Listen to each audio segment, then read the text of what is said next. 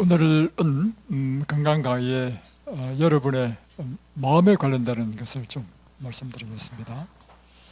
환자들의 마음에 가장 해로운 것은 의심과 불평과 불만의 정신입니다. 그리고 여러분의 마음에 가장 건강에 이로운 것은요, 믿음과 소망과 사랑입니다. 그래서 환자들은 언제나 자기 자신의 마음을 지켜야 됩니다.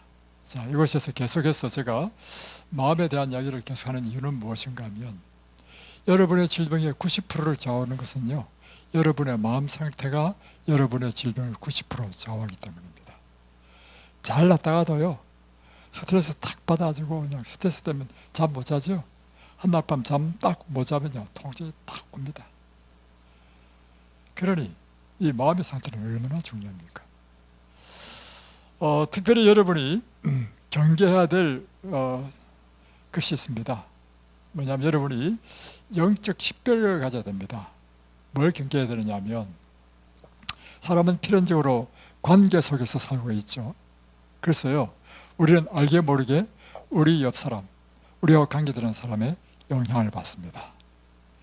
그런데 그 사람 중에 두 가지 종류의 사람이 있어요. 뭐냐면 하나는 우리에게 좋은 영향을 주는 사람이 있고, 하나는 나쁜 영향을 주는 사람이 있습니다. 이것을 잘 분별하고요. 여러분, 분별력이 있어야 됩니다. 그래서 여러분에게 좋은 영향을 끼치는 사람들과 가까이 있어야 되고요, 나쁜 영향을 미치는 사람한테는 단호하게 거절해야 됩니다. 자, 그러면 좋은 영향을 끼치는 사람은 어떤 사람이냐면, 언제나 우리에게 격려하고 용기를 주고 희망의 말을 하는 사람은 여러분에게 좋은 사람입니다. 여러분에게 잘 대해주는 사람은 좋은 사람이고요, 못 대해주는 사람은 나쁜 사람입니다. 그런데 이런 사람은 조심해야 됩니다. 뭐냐면 항상 의심의 정신을 불러 넣어주는 사람, 불만 불평의 정신을 불러 넣어주는 사람, 이런 사람은 조심해야 됩니다. 어제 우리 초이가 이제 운전하고 어디 이제 가는데 한 사람이 전화가 왔어. 전화 왔는데, 근데 이제 불만 불평의 정신을 심어주는 것도요, 그냥 노골적으로 비평하는 게 아니라 그 사람을 위하는 척하면서 합니다. 초이 씨, 그것이 일하는 게 너무 힘들지 않아? 이게 지금 여러분, 이게 좋은 말입니까, 나쁜 말입니까? 그런데 외견상으로 볼 때는 좋은 말로 느껴지죠. 위하는 게 느껴지죠. 그러나 이 말을 잘 들어보세요. 그 마음에 무슨 정신을 불어넣습니까? 의심과 불평의 마음을 불어넣는 것입니다. 자, 이거예요. 그래서 여러분이 이제 사람의 말을 듣더라도요, 잘 이게 영적 식별로 분별해야 됩니다. 그러니까 나한테 잘해주고 하면서 불평의 정신과 불만의 정신을 탁 불어넣어주면 자기도 모르게 감염됩니다. 그러되면 갑자기 감사하다가도요, 감사가 싹 사라져버려요. 그리고 불평과 불만의 정신을 꽉 차게 돼요. 그러면 여러분에게 치명적으로 손을 입히는 것입니다. 이 창세기 3장에 보면 아담과 하와의 유혹의 장면이 나오잖아요. 뱀이 유혹할 때 어떻게 유혹했냐면, 하나님이 참으로 너희들을 이 것을 먹지 말라 하더냐. 뭐 우리가 볼 때, 외적으로 볼 때는 그냥 당연히 그냥 일반적으로 묻는 것처럼 느껴지죠. 그러나 그 말을 하는 목적이 뭐냐면, 하와에게 의심을 불어넣기 위해서 이 말을 하는 목적이고, 하와가 그 말 들을 때 단순히 뭐 하나님께서 먹지 말라 했느냐, 먹으라 했느냐, 그걸 묻는 것이 아니고, 그 말 듣는 순간 하와가 말은 이야기했어요. 하나님께서 절대 먹지 말라 했더라. 하지만 그 정신 속에 왜 먹지 말라 했을까? 했을 때 뱀이 또 불어넣은 정신이 뭐냐면, 야, 왜 먹지 말라는 줄 아냐? 이것을 먹으면 내가 하나님처럼 되기 때문에 하나님께서 금하신 거야. 이러니까 하와 마음에 어떤 마음이 들어요? 하나님에 대한 신뢰가 깨지면서 불신이 생기고 의심이 생기고 불평의 마음이 딱 드는 거라. 그래서 여러분, 여러분이요, 특별히 환자들은요, 이와 같이 의심을 일으키는 말, 더 불평의 정신을 불어넣는 말, 이런 말을 접하면요, 여러분 자신도 모르게 전염됩니다. 또 하나는 아주 중요한 이야기입니다. 그래서 특별히 환자들은요, 마음이 약한 상태에 있습니다. 여러분의 상태를 아셔야 돼. 왜 약한 상태에 있느냐? 몸이 약해지면요, 마음도 약해집니다. 몸이 회복되잖아요. 마음도 강해집니다. 그렇죠? 이게 원리죠. 마음이 약해지기 때문에, 약해진다는 것은 뭐냐면 다른 사람의 말 한마디에 쉽게 상처를 받을 수도 있고, 다른 사람 말 한마디에 좌지우지돼 막 흔들거린다, 갈대처럼. 마음이 강한 사람은요, 웬만한 말로 섭섭함을 느끼지 않습니다. 그리고 웬만한 말에 그렇게 흔들리지 않습니다. 여러분이 약하게 되면 한마디 말에 휘청 된단 말이에요. 제가 드릴 말씀 무슨 말씀인지 아시겠죠? 그래서 제가 늘 하는 말씀이 뭐냐면, 여러분에게 언제나 용기를 불어넣어주고 희망을 불어넣어주고 긍정적인 생각을 해주고 감사의 정신. 여러분, 이곳에 살면서도요, 불평하려면요, 불평할 게 엄청 많습니다. 그죠? 엄청 많죠. 여기 오니까 완전히 군대네. 뭐 이거 자유도 없네. 그죠? 또 어떤 사람은 이런 사람도 있더라고. 참 여기 있다 보면요, 관리하기 힘들어. 사람마다 천차만별이기 때문에 어떤 사람은 왜 이래 심심하노? 다시 말하면 우리 자기한테 해주는 게 없다는 거야, 한마디로. 그래가지고 너무 적정하고 무료하다는 사람도 있고요. 어떤 사람은요, 너무 자유가 없다는 사람도 있고. 사람은 다 달라요. 그래서 이제 제가 이 드릴 말씀은 뭐냐면, 아무리 좋은 곳이 있다 하더라도요, 우리가 불평을 하려면요, 한도 끝도 없이 많고, 아무리 환경이 열악한 곳이 있다 하더라도 그곳에서 무엇을 발견하려면, 감사와 이 긍정적인 것을 발견하려면 많단 말이에요. 그러면 나 자신을 위해서 무엇이 여러분에게 더 유리하냐고요. 나 자신을 위해서는요, 항상 긍정적이고 희망적이고 감사, 기쁜 거 찾고 그렇게 사십시오. 정말 중요하죠? 이것은 여러분 현미밥 먹는 것보다 더 중요합니다. 채식하는 것보다 더 중요하고요. 여러분이 오늘 운동 한 바퀴 도는 것보다 더 중요한 것이 여러분의 마음의 상태입니다. 오늘 그래서 그렇게 여러분 자신의 마음을 꼭 감사와 기쁨으로 꼭 지키시기 바랍니다. 자, 오늘은 이제 드디어 이제 민수기를 이제 마치고 신명기로 넘어가겠습니다. 자, 신명기란 무엇인가? 자, 여러분 이렇게 성경을 공부하면요, 성경이 재밌습니다. 뭘 알아야 재밌어요. 아무것도 모르면 재미가 없습니다. 자,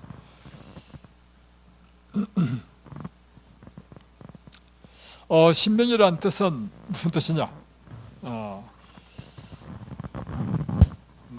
영어로 표현하면 deuteronomy,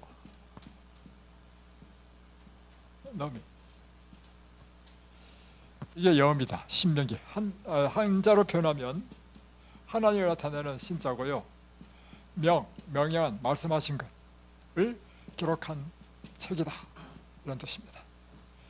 자, 이거 그리스 말에서 나오는데요, 영어는 그 어원이 그리스어에서 나오는데 듀트로 여기까지가 무슨 뜻이냐면 두 번째라는 뜻입니다. 너미, 이것은요 입법이라는 뜻입니다. 입법. 두 번째로 입법한 것이다. 자, 이게 뭐냐면 이것입니다. 배경은 이것입니다. 1절 한번 읽어보십시오. 이는 모세가 요단 저쪽 숲 맞은편의 아라바 광야, 곧 바란과 도벨과 라반과 하세롯과 쭉 나와요. 이스라엘 무리에게 선포한 말씀이니라. 신명기 전체는 지금 요단 저편 숲 맞은편에서 이스라엘 백성에게 선포한 말씀이 신명기라는 뜻입니다. 다음에 또 2절 보면 호렙산에서 세일산을 지나 가데스 바네아까지 10하루길이었더라 하고, 3절 40째 해 11째 달 그 달 첫째 날에 모세가 이스라엘 자손에게 여호와께서 그들을 위하여 자기에게 주신 명령을 다 알렸으니. 이 언제 이야기하신 것인가? 유대력으로 40만년째 40년 11월 1일에 1일부터 선포한 것입니다. 하루 동안 선포한 것이 아니고 계속 몇 달 동안 이것이 있었냐면 2달 동안 있었습니다. 2달 동안 있으면서 선포한 것이다. 자, 그 목적이 무엇인가? 왜 두 번째 율법을 했는가? 배경은 이렇습니다. 출애굽한 이스라엘 백성들이 먼저 하나님께서 그들을 인도하셔서 어디로 인도했냐면 시내 광야로 인도했죠. 시내 광야로 인도해서 2년째 이제 출애굽기에 보면 시내 광야로 인도해가지고 자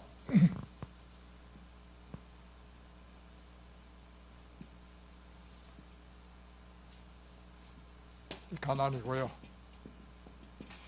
여기가 애굽이었습니다. 자, 애굽에서 탈출해가지고 그들 어디로 인도했냐면 시내산으로 인도했습니다. 이 시내 광야에서 이스라엘 백성들에게 선포한 것이 바로 십계명과 하나님의 율법을 선포했습니다. 그리고 나서 이것이 이제 첫 해에 이제 한 것이란 말이에요. 그리고 나서 바로 가나안에 못 들어가지고 이스라엘 백성들이 범죄함으로 인하여 40년 동안 이 광야에서 계속 방황했죠. 그러다 드디어 이제 40년째에 이제 드디어 이제 이 이스라엘 백성들이 이제 가나안 땅으로 가면서 아모리 족속을 쳐부수고 또 바산 나라를 쳐부수고 드디어 가나안 여리고 맞은편에 요단강이 있는데 이 맞은편에서 이제 있을 때 했단 말이에요. 자, 그러면 좀 십계명을 선포했을 때는 유대력으로 1년이야. 1년 몇 월 며칠이야. 지금은요 유대력으로 40년이야. 이 40년 동안 무슨 일이 일어나느냐? 시내산에서 하나님의 율법을 선포할 때 있었던 사람들은 다 죽었어. 왜 죽었다 했죠? 그들을 바로 가나안 땅으로 인도하려 했는데 이스라엘 백성들이 하나님을 불신하고 원망함으로 인해서 40년 동안 방황하면서 너희들 뭐 못 들어간다고? 네가 한 말대로 내가 이루어 주겠다. 그래서 못 들어간다는 그 족속들은 다 죽였습니다. 그리고 지금 이제 드디어 40년이 지나서 가나안 땅에 들어간 사람은 그들의 자손들이야. 그러니까 어저께 60만 1730명인가 이랬죠. 다시 개수해 보니까 유대력으로 2년째 개수 때는 60만 5330명인가 이랬고요. 다시 40년 후에 개수가 이렇게 되는 거야. 60만 1730 중에는요 누구를 제외하고 모세와 그리고 갈렙과 요사를 제외하고 이 세 사람을 제외하고는 한 사람도 40세 이상 된 사람이 아무도 없어. 그러니까 사실은 60만이 어떠냐면 굉장히 이제 젊은 사람으로 구성된 민족이란 말이야. 다 죽었어. 근데 문제는 뭐냐면 이 사람들 60만 된 이 이스라엘 백성들이 무엇을 경험하지 못했냐면 시내산에서 그 위험 가운데 그 놀라운 그 영광 가운데 하나님께서 그 위험 가운데 십계명을 선포하던 그때의 광경을 본 사람은 아무도 없어. 십계명뿐만 아니라 여러 가지 율법을 전해주셨죠. 그 율법을 선포할 때 함께 있었던 사람 이 60만 중에는 아무도 없어. 그래서 그들에게 무엇이 필요하냐면 다시금 하나님의 십계명과 율법을 두 번째 그들에게 이 하나님의 율법을 이야기해 줄 필요가 있어가지고 바로 40년 11월 1일 가나안 땅에 들어가기 직전에 이 백성들에게 다시 한 번 더 하나님의 율법을 선포한 것이 바로 신명기이다. 이제 아셨습니까? 네. 그래서 신명기 구성은 이렇게 되어 있습니다. 첫 번째는요 4부분으로 되어 있는데 여러분 그래서 전체 숲을 보고 다음에 이제 나무를 보면 이해가 쉽습니다. 자, 신명기는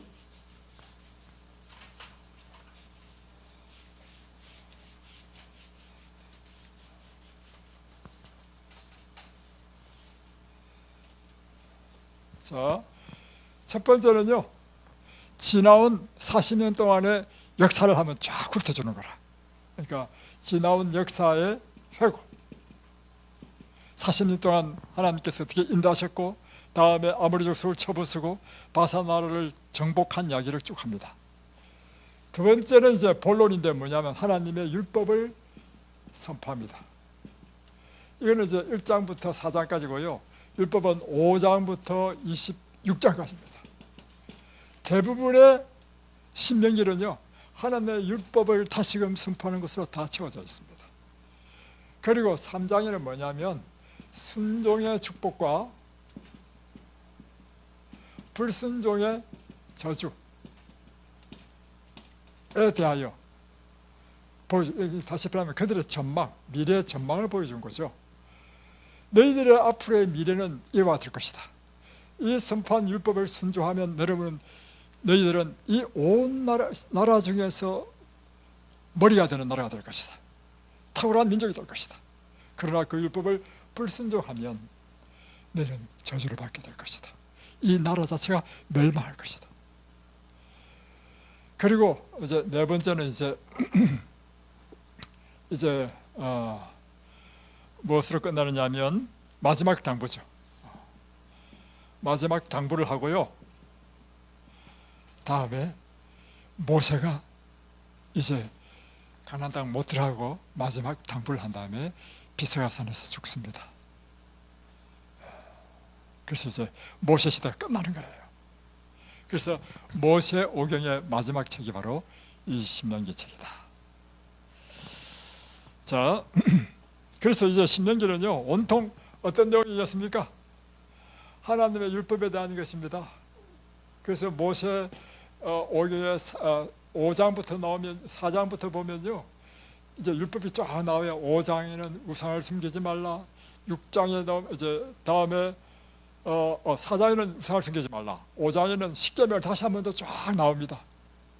반포합니다. 그리고 6장에 오면 다시 이제 또 율법에 대해서 하고 계속해서 율법에 대한 이야기입니다.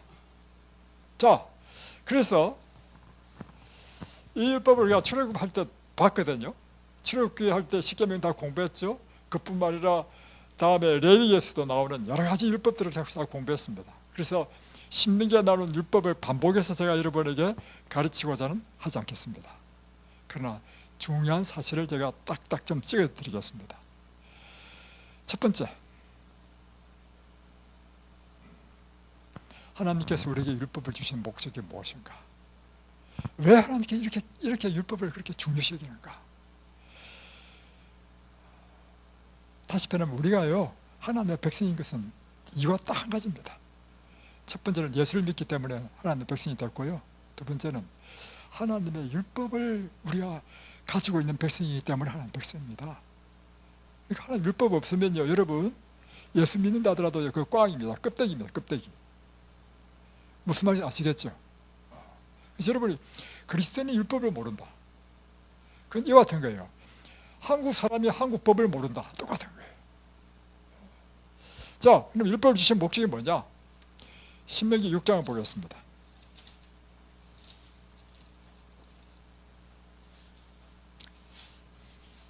자, 1절부터 2절 보겠습니다. 이는 곧 너희의 하나님 여호와께서 너희에게 가르치라고 명하신 명령과 규례와 법도라. 너희가 건너가서 차지할 땅에서 행할 것이니. 2절, 곧 너와 내 아들과 내 손자들이 평생에 내 하나님 여호와를 경외하며. 율법을 주신 목적은 뭐냐면 너와 너의 아들, 너의 손자 대대로 내려가면서 하나님을 경외하도록 하기 위해서 했다는 것입니다. 내가 너에게 명한 그 모든 규례와 명령을 지키게 하기 위한 것이며, 두 번째는 하나님을 경외하고 이 모든 명령을 지키도록 하기 위해서 주는 것이다. 세 번째, 또 내 나를 장구하게 하기 위한 것이라. 이렇게 하면 내가 이 땅에서 장수할 것이다. 3절, 이스라엘아 듣고 삼가 그것을 행하라. 그리하면 내가 복을 받고 내 조상들의 하나님 여호와께서 내게 허락하심 같이 적과 꿀이라는 땅에서 내가 크게 번성하리라. 자, 다음 4절, 이스라엘아 들으라. 우리 하나님 여호와는 오직 유일한 하나님이시니 너는 마음을 다하고 뜻을 다하고 힘을 다하여 내 하나님 여호와를 사랑하라. 하나님께서 우리에게 이 율법을 주시고 당부하는 것이 있는데요, 그것은 뭐냐면 하나님을 경외하라. 경외하는데 내 마음과 뜻과 목숨을 다하여 하나님을 사랑하라는 것입니다. 그래서 여러분, 우리가 하나님을 믿는다는 것은요, 한마디로 표현하면 하나님을 사랑하는 것입니다. 그래서 여러분이 하나님을 사랑하는 마음이 없으면요, 신앙 자체가 안 됩니다. 자, 다음에 24절을 보겠습니다. 여호와께서 우리에게 이 모든 규례를 지키라 명령하셨으니, 자, 이 모든 규례를 지키라 명령한 이유가 나옵니다. 이는 우리가 우리 하나님 여호와를 경외하여, 하나님을 경외하도록 하기 위하여 이 말씀을 주셨다. 이 경외하면 일어나는 일이 있는데 뭐냐면 복을 받는다는 것입니다. 그래서 경외하여 항상 복을 누리게 하기 위하심이며, 하나님이 율법을 주신 이유는요, 첫 번째는 하나님을 경외하기 위한 것이고, 두 번째는 내가 복을 받으라는 것입니다. 이것이 하나님의 목적입니다. 그러니까 하나님의 율법을 지키면 뭘 받아요? 복을 받습니다. 자, 또 여호와께서 우리를 오늘과 같이 살게 하려 하심이라. 또 10장 보겠습니다. 10장 13절 12절부터 보겠습니다. 12절부터 이스라엘아, 내 하나님 여호와께서 내게 요구하시는 것이 무엇이냐? 자, 하나님께서 우리에게 요구하시는 것이 무엇인지 보겠습니다. 곧 내 하나님 여호와를 경외하여, 계속 반복돼서 나오죠. 그의 모든 도를 행하고 그를 사랑하며 마음을 다하고 뜻을 다하여 내 하나님 여호와를 섬기도록 하는 것이 하나님의 목적인 것입니다. 이렇게 하면 13절, 내가 오늘 내 행복을 위하여 내게 명하는 여호와의 명령과 규례를 지킬 것이 아니냐. 하나님의 명령, 규례, 율법을 주신 이유는 뭐냐면 이 말씀을 순종하면 내가 행복해진다는 것입니다. 그러니까 우리의 행복을 위하여, 우리에게 복을 주시기 위하여, 여러분이 건강해지려면 어떻게 해야 되냐면 하나님의 율법을 듣고 지킬 때 여러분이 건강해지고 마음이 기쁨이 있고 행복이 있고 복을 받는다는 것입니다. 내 생명은 장수할 것이고. 아멘이십니까? 이것이 하나님의 목적입니다. 그래서 우리가 해야 될 일이 뭐냐? 신명기 6장 4절로부터 보면 이렇게 되죠. 그래서 우리가 해야 될 일이 뭐냐면 5절, 너는 마음을 다하고 뜻을 다하고 힘을 다하여 내 하나님 여호와를 사랑하는 것이 우리가 해야 될 일이고, 6절, 오늘 내가 너에게 명하는 이 말씀을 너는 마음에 새기고, 심지어 7절에 내 자녀에게 부지런히 가르치며 내 자녀에게도 가르치라는 것입니다. 그래서 여러분의 자녀들이 또한 복을 받도록 하라는 것입니다. 여러분, 우리의 자녀가 연결되어 있습니까? 연결되어 있죠. 자녀가 잘 되면 내 노후가 행복해집니다. 그렇죠? 그러니까 우리 자녀가 연결되어 있어. 그러니까 내 자녀가 복을 받아야 되겠죠. 그래야 내가 복을 받죠. 그러니까 내 자녀에게 부지런히 가르치는데, 집에 앉았을 때든지 길을 갈 때든지 누워있을 때든지 일어날 때든지 이 말씀을 가르치라는 것입니다.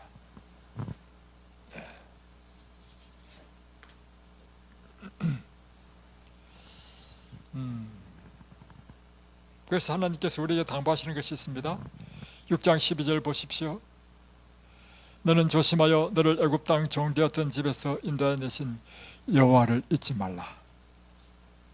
여러분이 조심해야 될 것은 뭐냐면 하나님을 잊어버리지 말라는 것입니다. 다음에 또 보면 14절, 너희는 다른 신들 곧 내 사면에 있는 백성의 신들을 따르지 말라. 그러니까 하나님 외에 다른 신들을 섬기지 말라는 것입니다. 또 16절, 너희가 마사에서 시험한 것 같이 너희의 하나님 여호와를 시험하지 말고, 하나님을 시험하지 말라는 것입니다.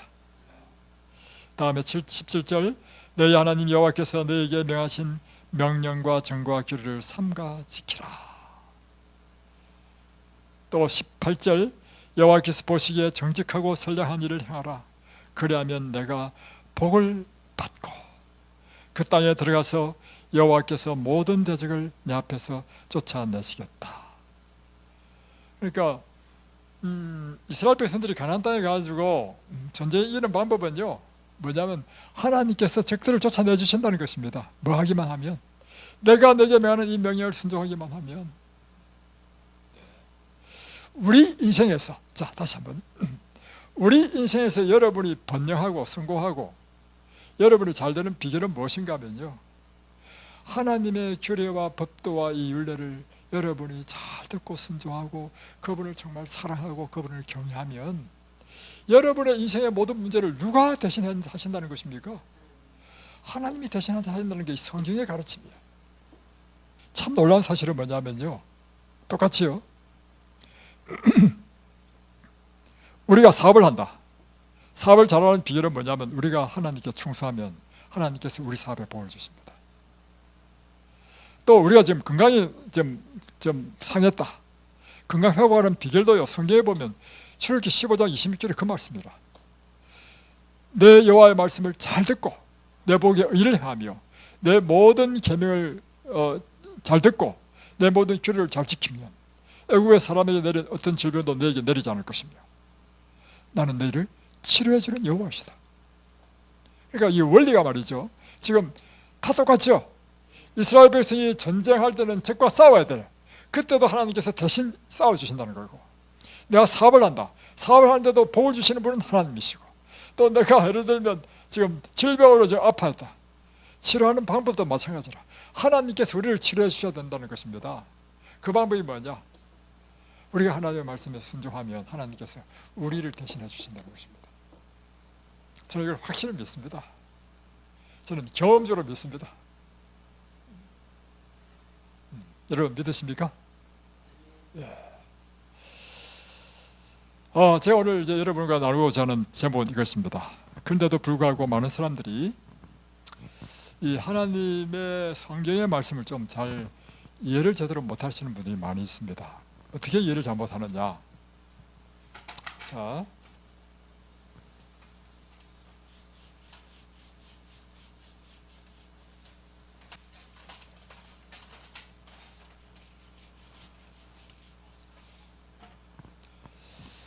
사람들이 이상합니다.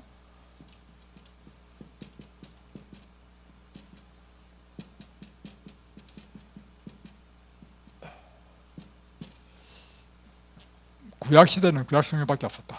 그래서 구약시대는 하나님의 율법을 잘 지켜서 우리가 의에 이르고 또 행복해지고 또 생명을 얻는다. 신약시대는 이제 율법이 폐해졌고 예수 그리스도의 복을 믿음으로 우리가 의에 이르고 행복에 이르고 생명에 이른다. 이렇게 생각합니다. 그리고 더 나아가서 어떤 사람은 또 이렇게 생각하는 사람이 있습니다. 신약시대 때는 이제 율법은 중요하지 않다, 폐해졌다.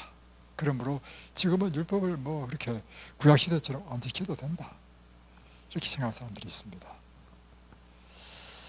여러분, 성경을 잘 이해하지 못하기 때문입니다. 구약시대도 이 성경을 주신 분은 누구죠? 신약 성경에도 이 말씀을 주신 분이 누구죠? 똑같이 하나님입니다. 네. 자, 똑같은 하나님이 구약 성경과 신약을 주셨다면 구약과 신약이 모순이 없어야 되겠죠. 그래서 구약 성경의 가르침과 신약 성경의 가르침은 똑같습니다. 자, 어떤 점에 똑같았냐면 이것입니다. 구약 성경에는 율법만 나와 있는 것이 아니고요, 구약 성경에도 복음이 있습니다. 이 복음이 뭐냐면 제사제도입니다. 왜 제사제도가 복음이냐? 사람의 죄를 속하는 것은요, 오직 한 가지 방법밖에 없습니다. 예수님의 대속적인 죽음, 이 하나밖에 없습니다. 그런데 구약 성경 시대에는 예수님께서 오시기 전이기 때문에 예수님의 대속적인 죽음을 무엇으로 표상했냐면, 제사 제도에서 소나 양이나 염소, 이와 같은 동물들을 잡아서 죽여서 그 피를 흘리는 것으로 표현했습니다. 그러니까 구약 성경의 제사제도에서 소, 양, 염소는 다 무엇을 표상하죠? 예수님 표상하잖아요. 그죠? 그죠? 그러니까 구약 시대 때도요, 우리가 구원 얻는 방법은요, 뭐냐면 예수님의 대속적인 죽음을 믿음으로, 제사제도를 한다는 의미는 뭐냐면 예수님의 대속적인 죽음을 믿음으로 구원 얻는 것입니다. 신약 시대는 이 예수님이 이제 직접 오셔가지고 십자가에 달리셨어. 그래서 이제는 제사 드릴 필요 없지요. 그래서 우리는 이제는 제사를 안 드리지만 원리는 다 똑같아. 소잡아 제사 드리는 거나 지금 우리를 위해 죽으신 예수님을 믿음으로 받아들이는 거나 똑같은 것입니다. 자, 두 번째.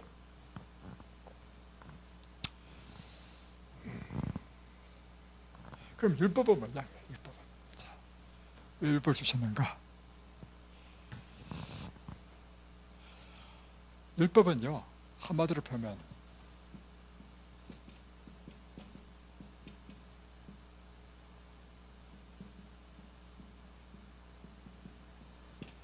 삶의 규칙, 원칙입니다. 어떻게 살아야 되는가? 이것을 규정한 것이 율법이에요.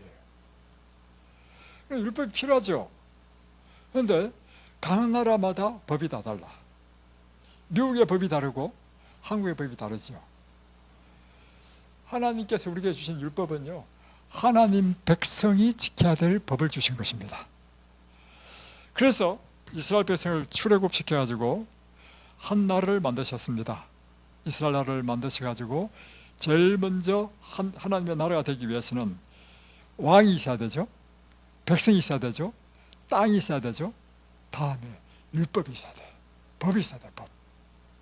그래서 하나님께서 시내산으로 인도하셔서 하나님 나라의 율법을 선포한 것입니다. 마찬가지로 예수님께서 이 땅에 오셨죠. 예수님께서 이 땅에 오셔서 세운 왕국이 있습니다. 나라가 없는데? 아니요. 구약시대는 하나님께서 이스라엘 백성을 실제적인 가나안 땅을 중심으로 한 나라를 세웠지만, 예수님께서 신약시대 때 오셔가지고 나라를 세우셨습니다. 그 나라가 무슨 나라냐면요, 은혜의 왕국을 세우셨습니다. 자, 잘 보세요.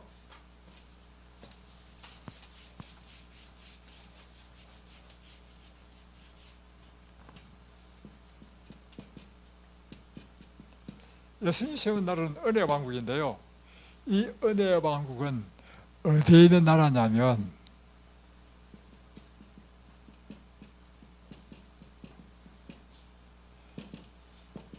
사람의 마음에 있는 나라예요. 그러니까 여러분, 오늘 그리스도인의 특징은 뭐냐면 그 마음에 하나님이 세우신 은혜의 왕국이 건설된 사람이라. 그래서 예수님께서는요, 이 은혜의 왕국을 세우시고 그것이 또 무엇이 있어야 돼요? 법이 있어야 되죠. 이 법을 선포한 것이 뭐냐면 마태복음 5장부터 7장입니다. 이걸 산상수훈이랍니다. 산상수훈을 자세히 읽어보세요. 살인하지 말라, 간음하지 말라 하는 구약시대의 율법을요, 다시금 새롭게 설명한 것이 산상보훈입니다. 그러니까 모세가 이스라엘 백성을 출애굽시켜가지고 나라를 세울 때 제일 먼저 한 것이 율법을 선포한 것처럼, 예수님께서 이 땅에 오셔서 사람들의 마음속에 은혜의 왕국을 세우면서 제일 먼저 하신 것이 하나님 나라의 율법을 선포한 거예요. 율법을. 그게 바로 산상수훈입니다. 남에게 대접을 받고자 하는 데는 남에게 대접을 받고자 하는 대로 남을 대접하라. 이게 예수님께서 가르치신 법이야. 비판하지 말라. 또 살인하지 말라 의미를 다른 사람을 미워하며 살인한 자라 이렇게 했어요. 이게 다 하나님께서 주신 율법이라. 그래서 여러분 이것을 이해를 하셔야 되고, 다음에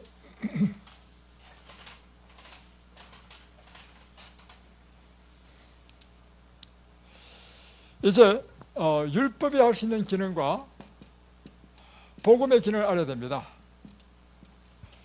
율법은 우리에게 무엇을 가르치냐면 무엇이 옳으냐, 무엇이 그러냐, 의를 우리에게 가르치는 것이 율법입니다. 살인하는 것이 죄와 죄가 아니라는 것을 뭐를 때문에 알 수 있냐면 하나님께서 살인하지 말라는 법을 주셨기 때문에 이것이 살인하는 것이 죄구나. 이게 뭐예요? 의야. 이 율법의 기능이라. 율법이 없으면 뭐도 없을까요? 죄도 없어집니다. 그러니까 인간의 법은 보세요. 인간의 법은요 완전히 개판입니다. 왜 개판이냐? 옛날에는 간통죄가 있었어요. 요즘은 간통죄를 아주 폐지해버렸습니다. 그러니까 인간의 법은요 간통하더라도 이제 죄가 안 돼. 뭐 때문에? 대한민국의 법에 이렇게 돼 있어. 그러니까 법은 뭘 나타내냐면 무엇이 죄고 무엇이 죄가 아닌지를 구분해 주는 거라. 그래서 여러분 이 세상의 죄는요 다 불완전합니다. 개판입니다. 한마디로 개판이라. 만들고 싶은 대로 만들어. 뭐 복장 터질 때가 많습니다. 자, 그러나 하나님의 법은 어떨까요? 하나님의 이 법은요 하나님이 완전하신 것처럼 완전하고, 하나님이 자비로우신 것처럼 자비롭고, 하나님께서 공의로우신 것처럼 공의롭고. 그러니까 결국에는 하나님의 율법은 뭐라 되냐면 하나님의 품성을 나타내죠. 품성. 그죠? 그래서 이 율법대로, 율법은 또 우리에게 이렇게 살면요 우리가 보세요. 하나님께서 세우신 질서대로 따라 살면요 모든 것이 편안하고 모든 것이 정상으로 다 돌아가죠. 그러나 하나님이 세우신 질서를 깨트리면 고통이 오죠. 그처럼 하나님의 법은 우리에게 행복을 줍니다. 건강을 주고요 궁극적으로 우리에게 생명을 줍니다. 율법은 엄청 좋은 거죠. 한마디로 율법은. 율법은 그러니까 죄가 무엇인지 가르치죠. 이 하나님의 법에 어긋난 건 다 죄가 아니야, 그죠? 이거 이제 자, 그런데 율법에 하나 문제가 있습니다. 뭐가 문제가 있냐면 율법이 할 수 없는 일이 있어. 자, 율법이 할 수 있는 일이 뭘까?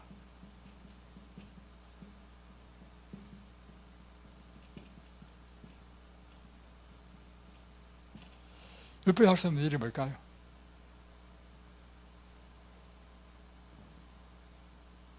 율법은요 죄가 무엇인지 가르치고 의가 무엇인지 하나님의 품성이 아름다움, 행복, 건강, 생명 주지만 할 수 없는 일은 우리 죄인을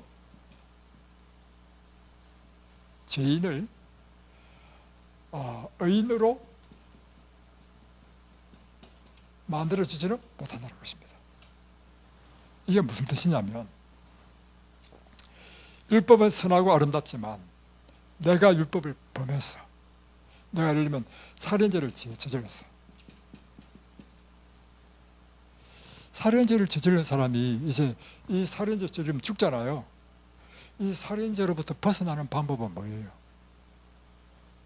어떻게 하면 율법이 이 살인죄를 없애주고 너 의인으로 만들어주는 기능이 있나 이거죠.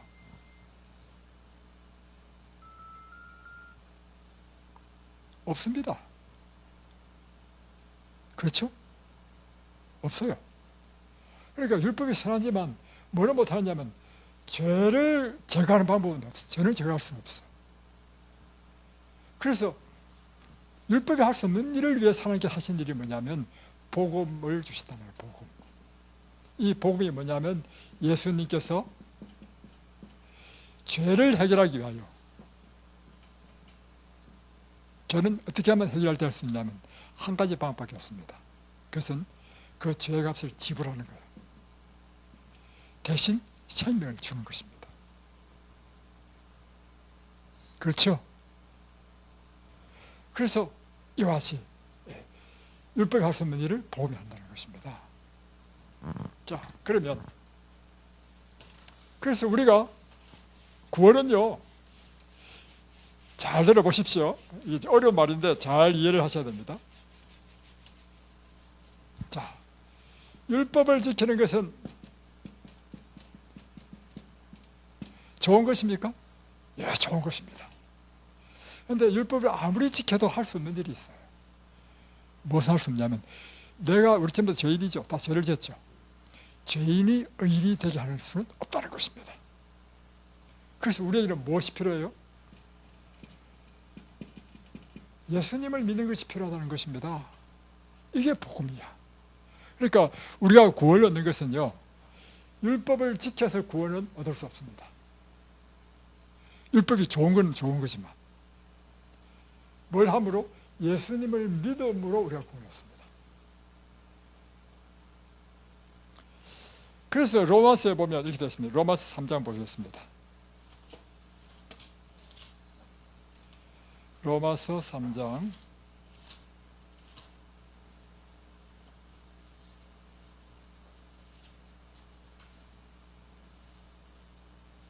20절.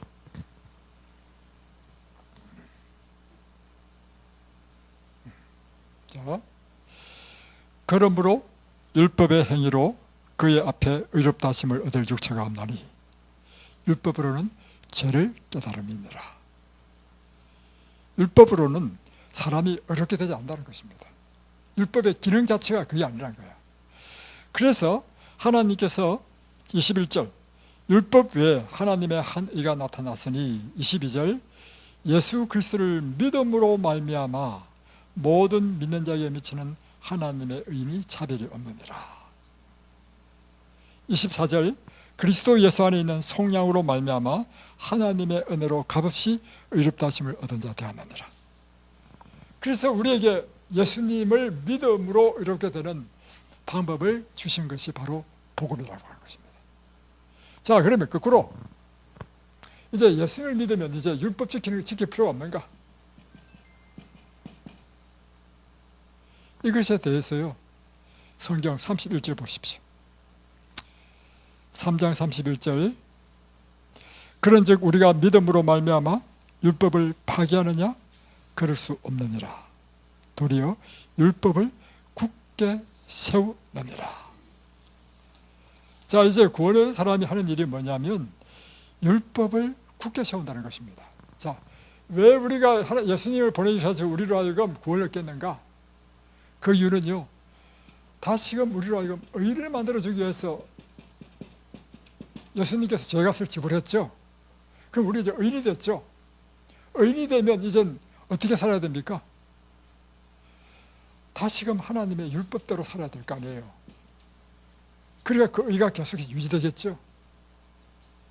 그래서 이제는 의인이 된 사람은 하나님의 율법을 순종하며 지킨다는 것입니다. 그래서 이제는 이 율법을 더욱 굳게 세운다, 이렇게 표현되는 거예요. 자, 그래서 복음은요, 회복입니다. 죄인을 의인으로 회복시켜 주는 것입니다. 죄인이 의인으로 회복되면 의인이 그 다음부터 계속해서 무엇에 따라 살아야 되냐면 하나님의 법에 따라 사는 것이 바로 하나님의 율법을 순종하며 사는 삶인 것입니다. 그래서 로마서 6장에 보면, 그래서 이제 다 6장 한번 넘어가 보겠습니다. 1절, 그런즉 우리가 무슨 말을 하리요? 은혜를 다하게 하려고 죄에 가하겠느냐? 이제 구원 얻었으니 이제 마음대로 죄를 지어도 되냐? 아니죠. 그죠? 그래서 그럴 수 없느니라. 죄에 대하여 죽은 우리가 어찌 그 가운데 더 살겠는가? 이렇게 말씀하는 거예요. 그 다음에 이제 이것입니다. 이제 그러면 의인이 이제 예수님에 의해서 죄를 사함받고 이제 하나님의 백성이 됐는데, 이 백성이 이제 율법에 따라 살려고 하는데, 이 율법에 따라 사는 방법에 대해서 기록한 것이 있습니다. 사람들이 이제 율법에 따라 살아야 된다니까 어떻게 생각하냐면 자기 힘으로 율법을 지키려 하는 거예요. 이 사람이 바로 율법주의자가 되는 것입니다. 그러니까 여기까지는 잘 왔는데 이제 율법, 내가 이제 하나님으로부터 이제 죄 사함을 받고 의인이 되었으니 이제 하나님의 법인 율법을 따라 살아야 되겠다. 좋았어요. 근데 사는데 율법을 지키려고 하는데 자기 힘으로 지키려는 거예요. 그러니 안 되는 것입니다. 그래서 하나님께서 우리에게 율법을 지키되 이제는 어떻게 지키는지 가르쳐 주는 것이 바로 로마서 8장입니다. 한번 보겠습니다. 2절, 이는 그리스도 예수 안에 있는 생명의 성령의 법이 죄와 사망의 법에서 너를 해방하였습니다. 성령의 법으로 죄와 사망의 법을 이긴다는 것입니다. 이걸 좀 더 자세히 이야기한 게 뭐냐면 3절, 율법이 육신으로 말미암아 연약하여 할 수 없는 것을 하나님은 하실 수 있다. 우리 인간은 연약해서 우리는 율법을 지킬 수 없다는 것입니다. 그런데 하나님은 우리로 하여금 지키게 하실 수 있다 이 말이에요. 자, 그 방법이 뭐냐면 4절, 육신을 따르지 않고 그 영을 따라 행하는 우리에게 율법의 요구가 이루어지게 하려 하심이니라. 다시 말하면 그리스도인은 이제는 성령으로 사는 삶을 산다는 것입니다. 성령으로 살 때 그 하나님의 성령이 우리 속에 역사하셔서 우리로 하여금 하나님의 율법을 따라 사는 삶을 살게 하신다는 것입니다.